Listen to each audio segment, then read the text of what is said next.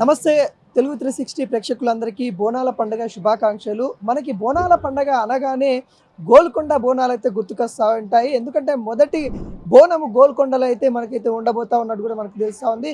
తెలంగాణలో అతి ప్రతిష్టాత్మకమైన పండుగలలో మన బోనాల పండుగను కూడా చెప్పుకుంటాము. దాంట్లో భాగంగానే గోల్కొండ బోనాలు, తర్వాత బల్కంపేట ఎల్లమ్మ బోనాలు ఘనంగా జరుగుతూ ఉంటాయి. జూన్, జూలై, ఆషాఢ మాసంలో అయితే ఘనంగా సెలబ్రేషన్ అయితే చేసుకుంటూ ఉంటారు. ఈరోజు గోల్కొండ బోనాల సమీపంలో అయితే మనమైతే ఉన్నాము. గోల్కొండకి ఇప్పటికే అనేక మంది ప్రజాప్రతినిధులు, అదేవిధంగా కల్వకుంట్ల కవిత గారు, ఈటెల రాజేందర్ గారు, ఇలా అందరూ కూడా రావడం అయితే జరిగింది. అదేవిధంగా సాధారణ భక్తులు కూడా అత్యధిక స్థాయిలో అయితే వస్తూ ఉన్న తరుణం అయితే కనబడతా ఉంది. మొదటి బోనం కూడా అర్పించడానికి మొత్తం రంగం సిద్ధమైనట్టు కూడా మనకైతే తెలుస్తూ ఉంది. కల్వకుంట్ల కవిత గారు కూడా బోనం ఎత్తుకుంటా ఉన్న నేపథ్యం అయితే ఇక్కడైతే కనబడతా ఉంది. అదేవిధంగా భక్తులు కూడా మరి గోల్కొండ ఈరోజు 26వ తారీఖు ఈరోజు మొదలయ్యి మరి జూలై 24వ తారీఖు వరకు అయితే ఉండబోతా ఉన్నట్టు కూడా మనకైతే కనబడతా ఉంది.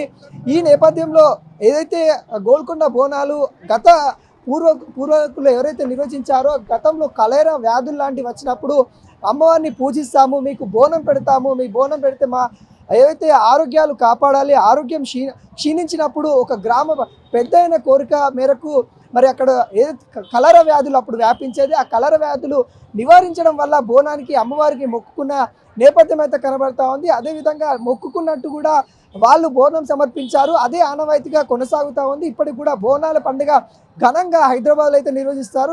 హైదరాబాద్ తర్వాత గ్రామాల్లో కూడా బోనాల పండుగ అయితే భారీ ఎత్తున జరుగుతూ ఉంటాయి. గ్రామ దేవతలకి వాళ్ళ యొక్క ఊరిని కాపాడాలనే నేపథ్యంలో వాళ్ళు ఏదైతే పంటలు పండిస్తారో, రైతుకు సంతోషకరమైన మొదటి పంటలు ఏవైతే ఉంటాయో, ఇది రబీ సంబంధించిన పంట ధాన్యాలు ఏవైతే ఉంటాయో వాటితో బోనాలను కూడా అర్పించడం అయితే జరుగుతూ ఉంది. ఆ నేపథ్యంలోనే గోల్కొండ బోనాల పండుగ కూడా సంబరాలుగా అయితే అంబరాలు అంటుతూ ఉన్నాయి. ఇప్పటికే ట్రాఫిక్ ఆంక్షలు కూడా కొన్ని అయితే ఉండడం అయితే జరుగుతూ ఉన్నాయి. ఇప్పటికీ మార్నింగ్ 8 గంటల నుండి నైట్ 11 గంటల దాకా ట్రాఫిక్ ఆంక్షలు అయితే ఉన్నాయి. వాటికి సంబంధించిన ఏవైతే పార్కింగ్ కావచ్చు, 2 వీలర్ పార్కింగ్ కావచ్చు, 4 వీలర్ పార్కింగ్ కావచ్చు, ఇక్కడ అధికారులు ఏర్పాటు చేసినట్టు కూడా మనకైతే కనబడతా ఉన్నాయి. మొత్తానికైతే హడావుడి అయితే కొనసాగుతూ ఉంది. ఇక్కడ ఇప్పటికీ ప్రజాప్రతినిధులు భారీ స్థాయిలో వస్తూ ఉన్నారు, భక్తులు కూడా భారీ స్థాయిలో వస్తూ ఉన్నారు. తొక్కిసలాట కాకుండా పోలీసు వాళ్ళు భారీ బందోబస్తు అయితే ఏర్పాట్లు అయితే ఘనంగా నిర్వహిస్తూ ఉన్నట్టు కూడా తెలుస్తూ ఉంది.